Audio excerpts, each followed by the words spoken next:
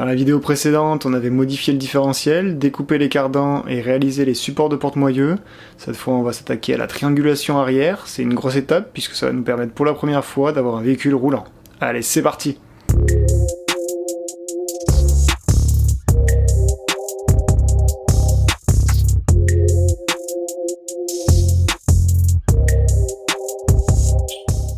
Concernant la triangulation arrière, j'ai opté pour un mix. La partie inférieure sera relativement fixe puisqu'il n'y aura qu'une rotule. Quant à la partie supérieure, elle sera entièrement composée de barres et de rotules pour avoir un style années 60.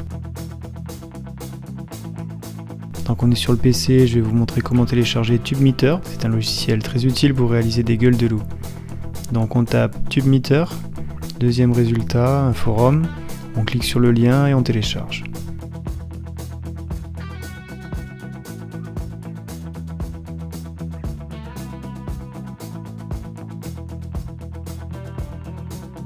Maintenant, on rentre le diamètre du tube à découper, l'épaisseur, le diamètre du deuxième tube et l'angle.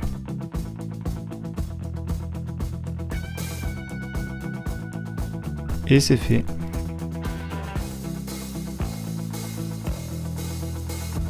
Plus qu'à imprimer à l'échelle. On le place sur le tube et on le scotche. Pratique, non ?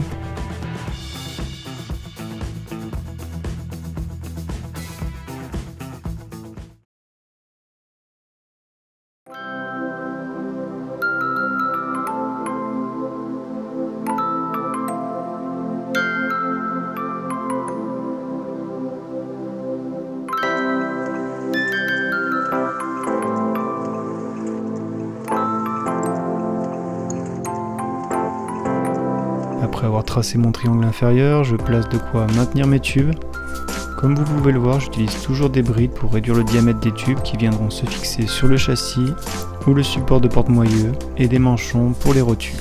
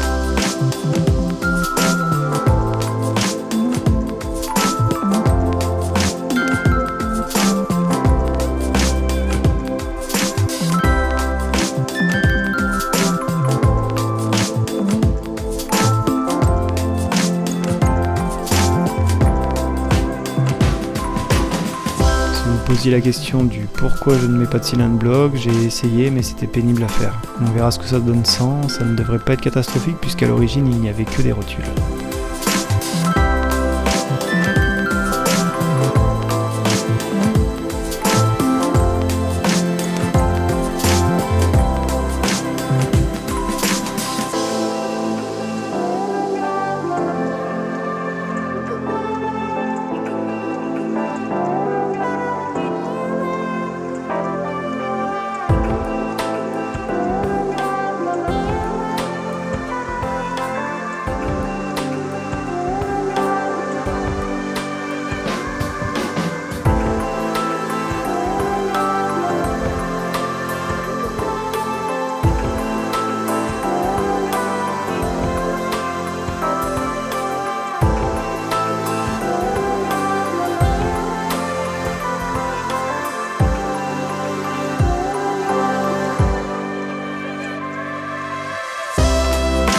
L'image de découpe de tube malheureusement, d'ailleurs je m'excuse, j'ai vraiment pas beaucoup filmé ces étapes.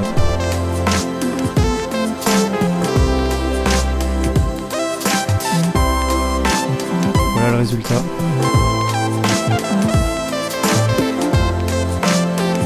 Je vous montre de plus près un certain nombre de pièces usinées. Magnifique l'échappe, non ?